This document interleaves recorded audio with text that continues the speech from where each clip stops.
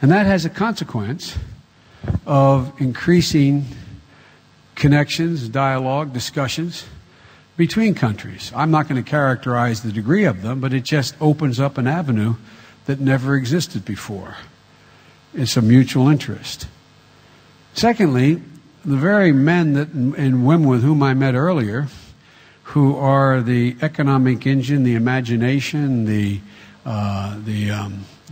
technological future, not only for this country but for the region and the world, it is not lost on the Arab world that their progress, their ability to thrive and prosper depends on access to and cooperation with the very people that are at this university and the men and women sitting in the front row and throughout this audience. So again, I don't want to exaggerate it, but there is much more intercourse between people, because one of the things that's becoming apparent, even to the oligarchies in the region, is they've got to make plans to transition. They are not stupid. It's not like they don't understand what's happening within their own populations. And that is, there's a need to provide for employment. Absent providing for employment, absent providing economic opportunity and outlets, their very existence is in jeopardy. So again, maybe not for the noblest of reasons, and some for very noble reasons. There is a growing awareness that what you have produced, what you have generated, and you see it in the West Bank every day, by the way, very close proximity. And that is something that would benefit my people.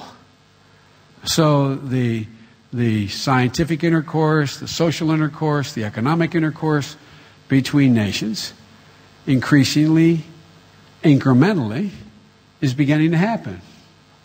And my advice, and I will not name the countries, but I get an opportunity to meet with, particularly as folks come through Washington, and I travel in this part of the world frequently. My advice is to everyone, leader with whom I speak, is you better get ready for the future. You have no choice. You have no choice. And the best way to do that is begin to expand relationships with Israel. It's in your naked self-interest, as well as in Israel's interest. So this is going to be slow in coming. But events are altering attitudes. And not all negatively. Some of them positively. Let me give you an analogy so I don't get into characterizing any one Middle Eastern country, because the whole idea here is this is a process for them as well, how far out in front they can get. Take Iraq. Iraq is a country that has been dominated by a dictator for decades. Not in recent history had a nation state you'd call anything that was anything remotely close to even a participatory, let alone democracy, entity. And strange things happen. Politics has broken out. I spent a lot of time in Iraq. Is it going to be a democracy like Israel in this region in the near term? No. But is there a political accommodation that's beginning to work, and power sharing that I predict is going to occur? 62% of the folks showed up to vote, 75% of the Sunnis in Anbar province. People, why? What happened? Are they just tired of fighting and killing each other? Or is there something else going on? Well, there's something else going on.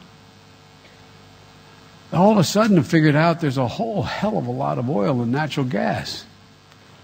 It's not only in Anbar province, it's not only in Kirkuk and Basra, it's all throughout the country.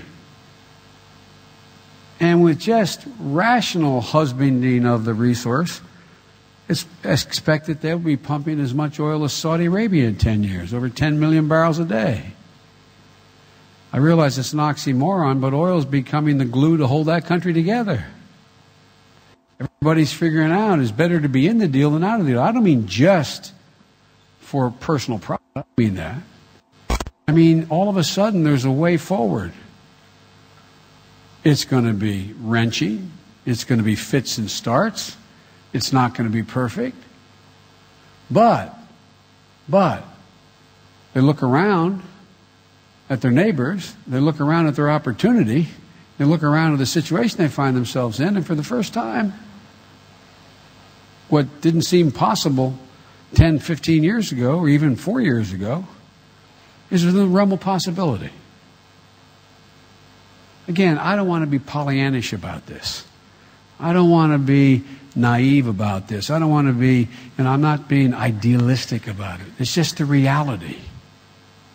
The reality is all the countries who have been your nemesis, all are now dealing with an emerging problems in the 21st century that are going to lead them to take actions other than war in order to be able to accommodate their future and even their survival and their leadership. And Israel is uniquely positioned now.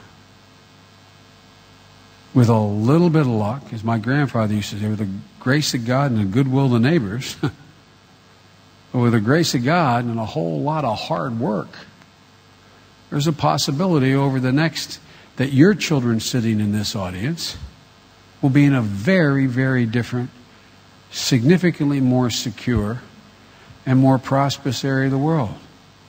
Because, ladies and gentlemen, the alternative is unthinkable. Thank you all very, very much.